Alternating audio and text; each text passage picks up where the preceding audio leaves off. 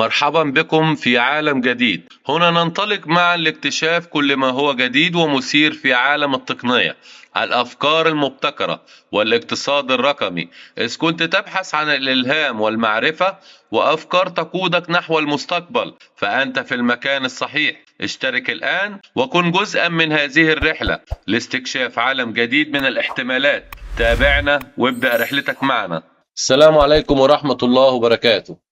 كل فكرة ثورية تبدأ بالسخرية، كل تغيير تاريخي يبدأ بالضحك، ليس من أصحاب الرؤية بل من العقول المعصوبة العينين التي لا تزال مقيدة بالأنظمة التي خذلتها.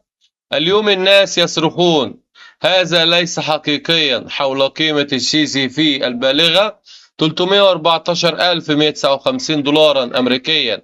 هناك نفس النوع من الأشخاص الذين أعلنوا ذات يوم الإنترنت مجرد ضبابية، وإن السيارات الكهربائية لن تحل محل البنزين أبدا، وأن البيتكوين هي عملة الإنترنت السحرية. وهنا نحن أنهم يتمسكون بالتعاليم الاقتصادية القديمة وكأنها نصوص مقدسة، غير مدركين لحقيقة مفادها، أن هذا الجبل قد استيقظ على شيء أعمق من الأمر التنفيذي، أعمق من السيطرة المركزية، أعمق من الوجود المسموح به. إنهم يهينون ويسخرون ويلقون بالأرقام في الهواء، معتقدين أن سخريتهم سوف تؤدي إلى إسكات حركة لم تبني على التكهنات بل على الإجماع والمنفعة والإيمان الراسخ.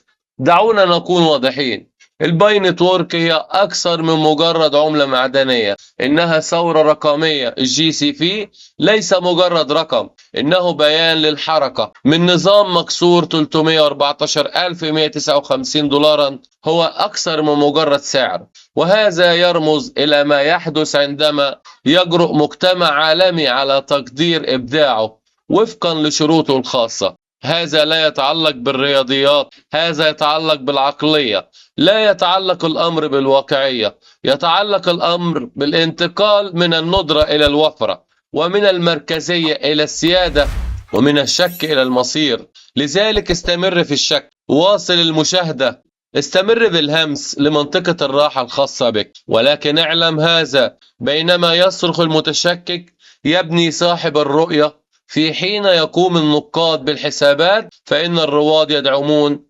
وبينما ينتظر العالم تتحرك ثورة الجي سي في إلى الأمام. نحن لا نحتاج إلى أن يؤمن الجميع، نحن بحاجة فقط إلى عدد كافي من الرواد للوقوف بثبات، لأن الثورات لا تبنى بالأغلبية. الضحكة لقد تم بناؤها من قبل مجموعة من الناس الذين يرفضون الصمت. 314,159 دولار الجي سي في أمر لا مفر منه، ليس لأن النظام يقول ذلك، بل لأن الناس الذين يقودون الثورة يؤمنون بذلك. والتجمع هو قوة جديدة. شبكة باي الجي سي في 314,159 دولار. امسك باي الخاصة بك. عدد رواد الأعمال لبطولة المينين.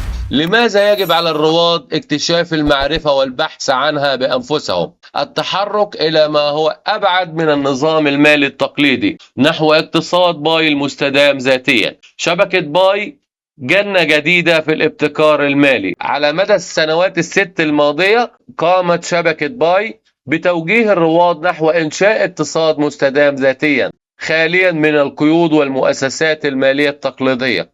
على عكس المشاريع الأخرى، لا يعتمد فريق الباي كور تيم على الدعم المالي المركزي، بل يعمل بدلا من ذلك على تعزيز النمو الاقتصادي العضوي الذي تغذيه المشاركة النشطة من الرواد من الخارج. ابتعدت باي نتورك عمدا عن الاستراتيجيات المالية التقليدية مثل العملات الصادرة من البنك المركزي. مع اقتراب الأوبن ماينات يجب على الرواد تحويل تفكيرهم نحو الاستقلال المالي وتعلم كيفية حماية أصولهم واستخدام العقود الذكية في بيئة لا مركزية حقا.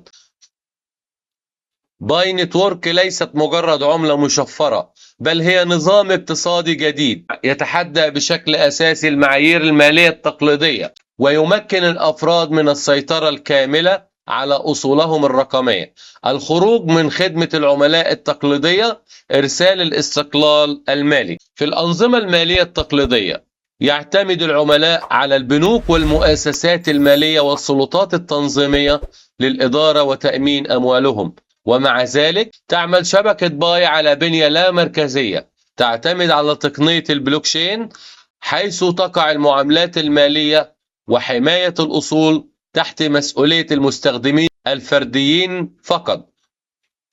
التغييرات الرئيسية التي يجب على رواد الأعمال الاستعداد لها لعصر الشبكة الرئيسية المفتوحة: اقتصاد نظير إلى نظير البي تو بي. في التمويل التقليدي يستطيع العملاء الاعتماد على البنوك لحل الأخطاء المعاملات أو النزاعات. في الباي نتورك يكون الرواد مسؤولين شخصيا عن التحقق من المعاملات والأمان، حيث لا توجد سلطة مركزية مشاركة.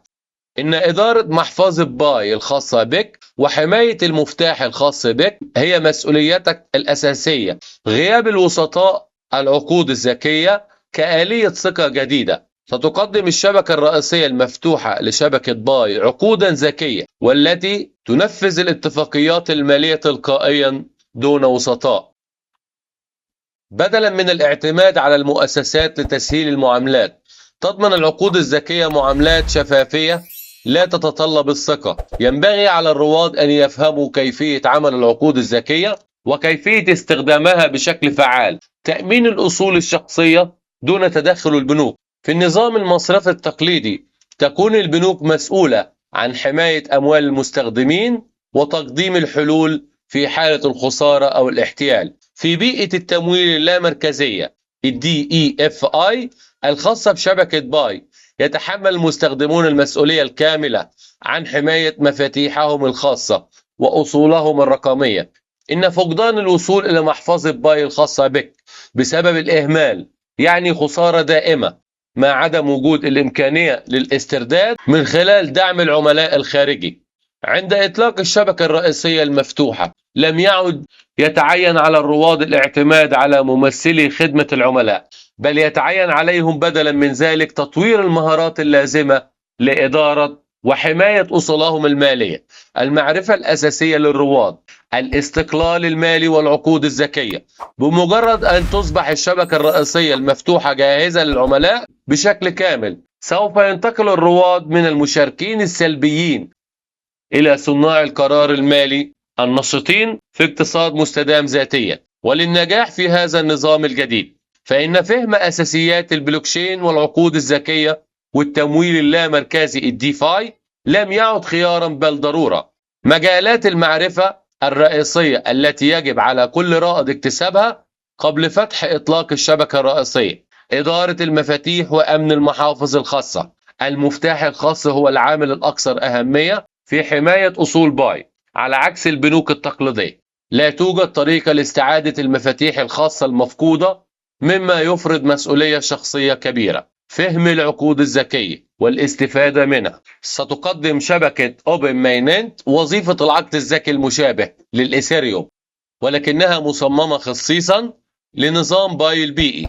يتعين على الرواد أن يتعلموا كيفية تشغيل العقود الذكية وكيفية استخدامها في المعاملات ونماذج الأعمال.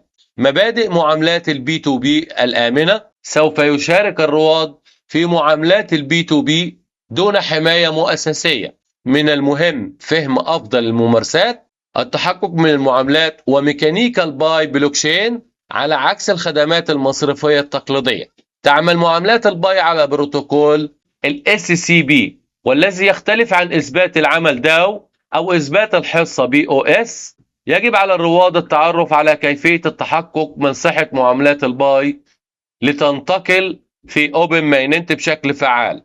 لتحقيق الاستقلال المالي يجب على الرواد تطوير القدرة على إدارة الأصول دون الاعتماد على المؤسسات المركزية. دور جديد للرواد بعد افتتاح الكبير لشبكة باي الرئيسية. بعد إطلاق أوبن مايننت لن يكون الرواد مجرد مستخدمين لشبكة باي، بل سيتولون أدوارا نشطة كمشغلين ماليين ومحققين ومساهمين في النظام البيئي، بدلا من اتباع نموذج اقتصادي مركزي. يجب على الرواد المساعدة في توسيع نظام باي البيئي واستدامته من خلال تحمل مسؤوليات تتجاوز التداول. أدوار جديدة للرواد في عصر الشبكة الرئيسية المفتوحة، المشاركة بنشاط في الاقتصاد مستدام ذاتيا، وبدلا من الاعتماد على المؤسسات المركزية.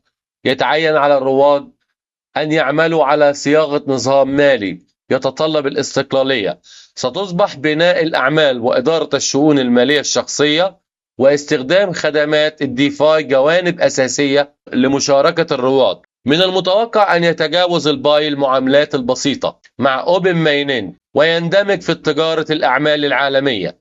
يمكن للمبتكرين تطوير التطبيقات أو تقديم الخدمات أو إنشاء أسواق تعتمد على باي، مما يؤدي إلى نمو النموذج البيئي. الحفاظ على سلامة وأمان الشبكة اللامركزية، ويعتمد نجاح شبكة باي على كيفية القيام الرواد بإجراء الأنشطة المالية والمسؤولية، وسيكون ضمان الثقة وتعزيز المعاملات العادلة والحفاظ على أمن الشبكة من المسؤوليات الأساسية. بمجرد إطلاق الشبكة الرئيسية المفتوحة، يجب على الرواد أن يحتضنوا دورهم كمشاركين نشطين وأن يبنوا مستقبلا ماليا لا مركزيا. الخلاصة: يجب على الرواد حماية حقوقهم المالية والاستعداد للتنويع الحقيقي. ستشكل شبكة باي أوبن ماينين تحولا نموذجيا من الأنظمة المصرفية المركزية إلى الاستقلال المالي اللامركزي. يجب على الرواد التحرر من الاعتماد على الخدمات المصرفية التقليدية ودعم العملاء وتحمل المسؤولية الكاملة عن سيادتهم المالية. إن إتقان العقود الذكية والمعاملات الآمنة والتمويل اللامركزي أمر ضروري للنجاح في هذا الواقع الاقتصادي الجديد. لا يعتبر الرواد مجرد مستخدمين لنظام مالي جديد، بل هم أساس اقتصاد لا مركزي، حيث يعتبر التمكين المالي الشخصي هو مفتاح النجاح. وشكرا لكم. وبكده نكون وصلنا لنهاية الفيديو. لو استفدت من المعلومات أو عندك أي سؤال عن باي نتورك، اكتب لنا في التعليقات وهنرد عليك في أسرع وقت. وما تنساش تدعمنا بالاشتراك في القناة وتفعيل الجرس عشان تتابع كل جديد. شكرا لمتابعتكم، ونشوفكم في الفيديوهات الجاية على قناة عالم جديد. سلام.